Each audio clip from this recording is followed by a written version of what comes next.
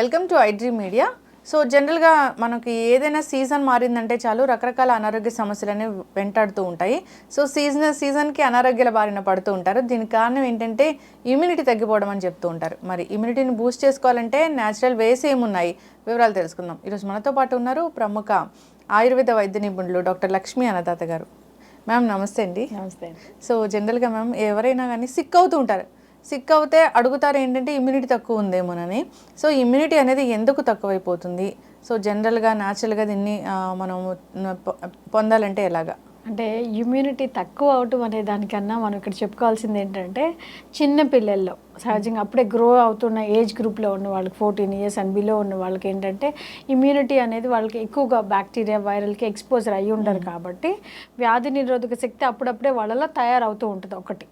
రెండోది పెద్దవాళ్ళలో అంటే 60-70 ఏళ్ళు దాటిన వయసు ఉన్న వాళ్ళలో ఏంటంటే వాళ్ళకి బాడీ డీజనరేటివ్ చేంజెస్ ఉండటం కారణం చేత కానివ్వండి, పోషక లోపాల కారణం చేత కానివ్వండి, ఆ cell repair and rejuvenation capacity అనేది కొంచెం తక్కువగా ఉండటం కారణం చేత కానివ్వండి, అనేక రకాలైనటువంటి కోమార్బిడ్ కండిషన్స్ అంటాం అంటే డయాబెటీస్ కానివ్వండి, బీపీలు, షుగర్లు ఇట్లాంటి రకరకాల వ్యాధులు ఉండటం కారణం చేత అంటే క్రానిక్ హెల్త్ ఎయిల్మెంట్స్ అంటాం.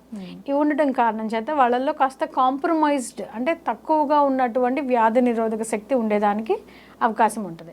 అయితే వర్షాకాలంలో ప్రత్యేకంగా మనం చూస్తూ ఉంటాం, బయట వాతావరణం చల్లగా ఉంటుంది, కాస్త మాయిశ్చర్ ఎక్కువగా ఉంటుంది, వర్షం పడుతుంటే వేడివేడిగా సమోసాలు పకోడీలు తినాలని కాస్త అందరూ ఆహ్లాదకరంగా ఉండేటువంటి. కానీ వెన్నంటే మనకి కొంత ఆరోగ్య సమస్యలు కూడా వచ్చేదానికి ఎక్కువగా అవకాశం ఉంటుంది.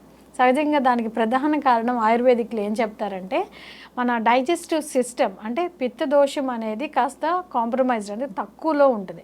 అంటే జఠరాగ్ని అనేది కాస్త తగ్గి ఉండటం వల్ల మన ఆకలి అనేది తక్కువ ఉండటము, కాస్త శరీరం కూడా హెవీగా అనిపించటము, కాస్త అప్పుడే సమ్మర్లో మనం మధ్యాహ్నం పూట నిద్రపోయే అలవాటు నుంచి మధ్యాహ్నం పూట నిద్రపోకూడదు అనే అలవాటుకి షిఫ్ట్ అవటము, ఇవన్నీ కూడా కాస్త బాడీని లేజీనెస్ క్రియేట్ చేయటము, ఇట్లాంటివన్నీ కూడా ఉండటం వల్ల మనకి డైజెస్టివ్ సిస్టమ్ మీద చాలా ఇంపాక్ట్ ఉంటుంది అనమాట.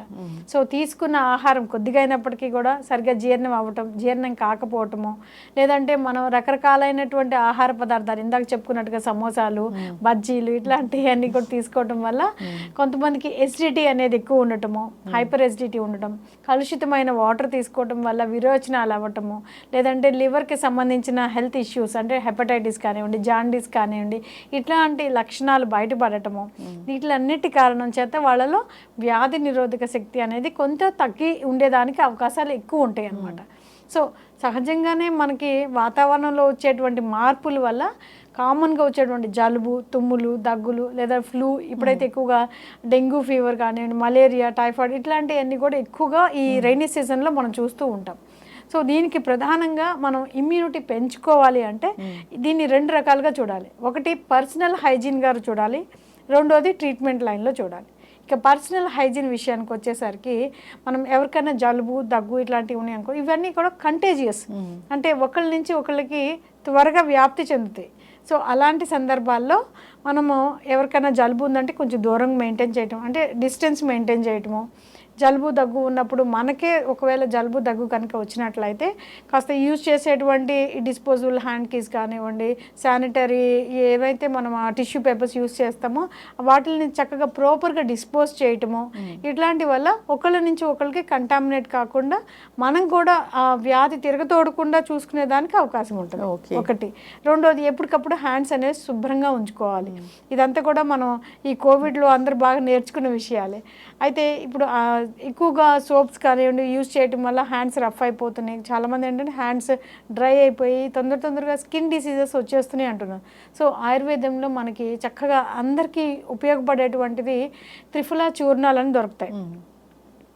ఈ త్రిఫలా చూర్ణాన్ని చక్కగా ఒక చెంచాడు త్రిఫలా చూర్ణాన్ని 1 లీటర్ నీళ్ళలో వేసి బాగా మరక్కాసి ఫిల్టర్ చేసుకొని దాన్ని హ్యాండ్స్ వాష్ చేసుకోవడానికి కనుక ఉపయోగించినట్లయితే అది మంచి క్లెన్జర్గా ఉపయోగపడుతుంది. కాబట్టి మీకు ఎటువంటి ఇబ్బందులు లేకుండా మంచి శానిటైజర్ లాగా ఉపయోగపడుతుంది. దానివల్ల చేతులు కూడా మృదువుగా ఉంటే ఎటువంటి ఇబ్బంది ఉండదు.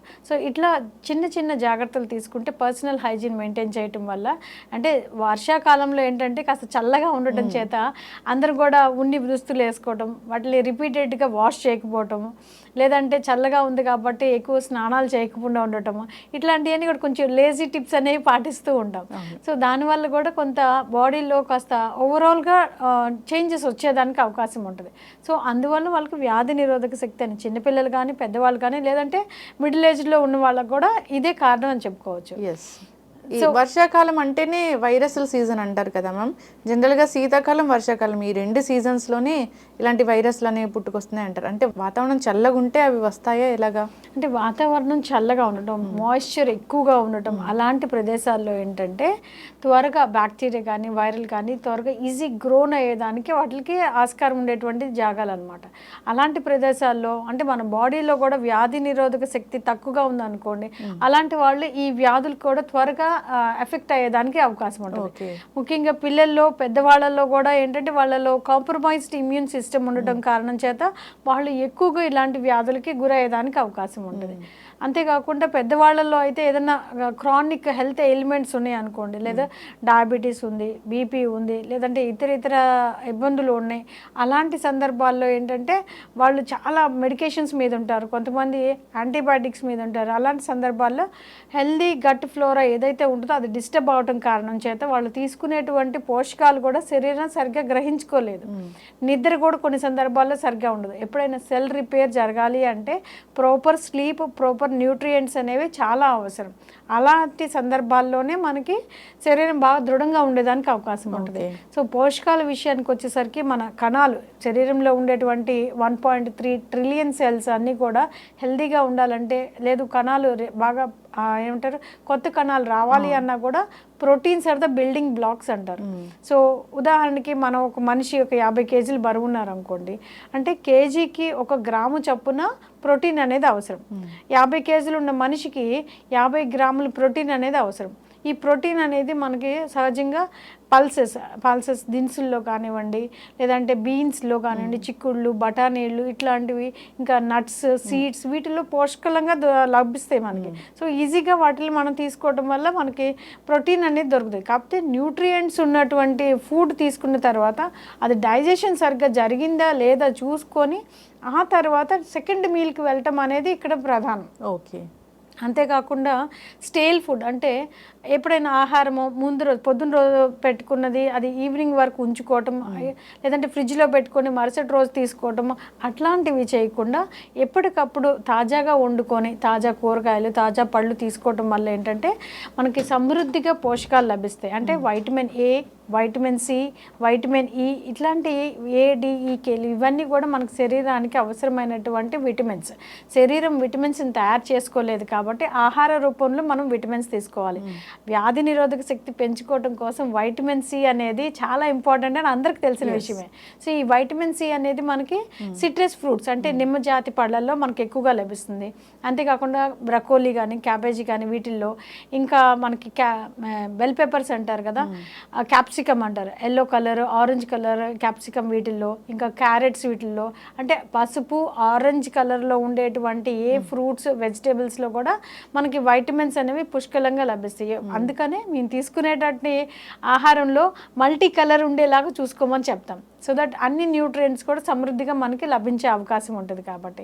సో ఈ విధంగా తీసుకునేటువంటి ఆహారంలో కూడా పోషకాలు చూసుకోవాలి. ఇక మినరల్స్ విషయానికి వచ్చేసరికి iron, zinc, magnesium, manganese, selenium ఇట్లాంటివన్నీ, పొటాషియం ఇవన్నీ చాలా అవసరం అనమాట. ఈ జింక్ ఏం చేస్తుందంటే వైరస్ ఇప్పుడు ఏదైతే చెప్పారో మీరు, ఈ వైరస్ ఎక్కువగా ప్రబలుతుంది కాబట్టి ఎస్పెషల్లీ రైనీ సీజన్, వింటర్ సీజన్లో జింక్ ఎక్కువగా ఉండేటువంటి ఆహార పదార్థాలు కనుక తీసుకున్నట్లయితే ఈ వైరస్ని రిప్రొడక్టివ్ కెపాసిటీని తగ్గిస్తుంది. అంటే వైరస్ యొక్క సెల్స్ని పెరిగేది తగ్గించేదానికి అవకాశం ఉంటుంది అనమాట. అందుకని జింక్ రిలేటెడ్, ఐరన్ ఎక్కువ ఉందనుకోండి రక్త ప్రసరణ కూడా బాగా జరిగేదానికి అవకాశం ఉంటుంది. పోషకాలు కూడా అన్ని అవయవాలకు అందించే అవకాశం ఉంటుంది. సో ఈ విధంగా పోషకాలు లోపల లేకుండా చూసుకునేటువంటివి చేయాలన్నమాట. సో దానివల్ల మనం గ్రాడ్యువల్గా వ్యాధి నిరోధక శక్తి చాలా సునాయాసంగా పెంచుకునే అవకాశం ఉంటుంది. ఓకే. అంటే పర్టికులర్గా ఏదైనా ఒక టీ కానీ కషాయం కానీ అలా ఉంటాయా ఇమ్యూనిటీని బూస్ట్ చేయడానికి? అంటే మనం రోజువారీ తీసుకున్నప్పుడు సహజంగా వింటర్ సీజన్ రైనీ సీజన్లో చల్లగా ఉండటం వల్ల మనం వాటర్ అనేది చాలా తక్కువగా తీసుకునే అవకాశం ఉంటుంది. సో అలాంటి సందర్భాల్లో మీరు వాటర్ని రిప్లెనిష్ చేసుకోవడం కోసము మీరు చెప్పినట్లుగా చక్కగా కషాయాలు కానీ టీ రూపంలో కానీ అదేంటంటే మనం జీర్ణశక్తి పెంచేలాగా ఉండాలి, తీసుకున్న ఆహారం బాగా పచనం అయ్యేలాగా ఉండాలి, అదేవిధంగా బాడీలో ఉన్న టాక్సిన్స్ని ఫ్లష్ అవుట్ అయిపోయేలాగా ఉండాలి. దానికి సింపుల్గా మన ఇంట్లో దొరికేటువంటిదే సిన్నమోన్ అంటే దాల్చిన చెక్క అంటాంగా, చక్కగా ఒక 1/2 గ్రాము 1/2 చెంచాడు పొడైనా సరే తీసుకొని 1 లీటర్ నీళ్ళల్లో కషాయంలా కాసుకొని దానికి 3 పూట్ల 3 గ్లాసులు తీసుకున్నా కూడా మనకి చాలా ఉపయోగకరంగా ఉంటుంది. కాకపోతే డయాబెటీస్ ఉన్న వాళ్ళు కానివ్వండి లేదా హైపోగ్లైసిమిక్ కండిషన్స్ ఉన్నవాళ్ళు కాస్త తీసుకునేటప్పుడు మెడిసిన్స్ తీసుకుంటున్నారా అంటే ఇన్సులిన్కి సంబంధించి మెడిసిన్స్ ఏమైనా తీసుకుంటున్నారా, డయాబెటీస్ కంట్రోల్కి మెడిసిన్స్ తీసుకుంటున్నారా అనేది ఒకసారి జాగ్రత్తగా గమనించుకొని ఈ సిన్నమోన్ దాల్చిన చెక్కకి ఏంటంటే హైపోగ్లైసిమిక్ కండిషన్స్ అనేవి తయారు చేస్తుంది అనమాట. అంటే షుగర్ లెవెల్స్ని కొంచెం తగ్గించేదానికి అవకాశం ఉంటుంది. సో అందుకని సిన్నమోన్ టీ తీసుకునేటప్పుడు కొంచెం జాగ్రత్తగా ఈ డయాబెటీస్ వాళ్ళు కొంచెం జాగ్రత్త తీసుకుంటే మంచిది. దాంతోపాటుగా ఇంకా మనకి జింజర్ దొరుకుతుంది, అదేవిధంగా సొంటి జింజర్ని డ్రై చేసి సొంటిని భావన చేసి తీసుకుందే సొంటి అనమాట. మీరు డ్రై జింజర్ తీసుకోవచ్చు లేదా సొంటి పొడి అయినా తీసుకోవచ్చు లేదా సొంటి కొమ్ములైనా సరే దంచేసి దాన్ని చక్కగా కషాయంలా కాసి దానికి కొంచెం తేనె జోడించి కూడా తీసుకోవడం వల్ల ఏంటంటే సొంటి లేదంటే ఈ అల్లం ఏంటంటే అందులో చాలా రకాలైనటువంటి ఫ్లావనాయిడ్స్ ఉంటాయి. సుమారు 96 డిఫరెంట్ ఫ్లావనాయిడ్ ఆయిల్స్ వెరైటీస్ ఉంటాయి అనమాట. ఇవన్నీ కూడా మనకి యాంటీ ఇన్ఫ్లమేటరీ ప్రాపర్టీస్ ఉంటాయి, వ్యాధి నిరోధక శక్తిని పెంచడంలో చాలా సహాయకారిగా ఉంటాయి. కాబట్టి ఇలా తీసుకున్నా కూడా కషాయాన్ని లేదంటే టీ రూపంలో జింజర్ టీ అంటాంగా అలా తీసుకున్నా కూడా మనకి డైజెషన్ పెరుగుతుంది, వ్యాధి నిరోధక శక్తి పెరుగుతుంది, చక్కగా సమ్మర్ని ఎంజాయ్ చేయొచ్చు. ఎందుకంటే ఎవరైతే స్ట్రెంగ్త్గా ఉంటారో బాగా స్ట్రాంగ్గా ఉంటారో వాళ్ళే ఈ రైనీ సీజన్ ఎంజాయ్ చేయడానికి ఉపయోగకరంగా ఉంటుంది. ఎస్, ఖచ్చితంగా మ్యామ్. నిజంగానే ఏదైనా సీజన్, శీతాకాలం నుంచి వేరే ఎండాకాలం వచ్చిన ఎండ నుంచి మనం వర్షాకాలంలోకి వచ్చిన సీజన్కి చాలామంది అనారోగ్యాల బారిన పడుతూ ఉంటారు. బికాస్ ఆఫ్ దిస్ ఇమ్యూనిటీ తక్కువ ఉండడం అని చెప్తూ ఉంటారు. సో ఇమ్యూనిటీని బూస్ట్ చేసుకోవడం ఎలాగో చాలా చక్కటి న్యాచురల్ వేస్ అయితే చెప్పారు. సో అన్నీ కూడా న్యూట్రియంట్స్ అందే ఫుడ్స్ తీసుకోవాలి, ఇమ్యూనిటీని బూస్ట్ చేసుకోవాలని కోరుకుందాం. ధన్యవాదాలు మ్యామ్.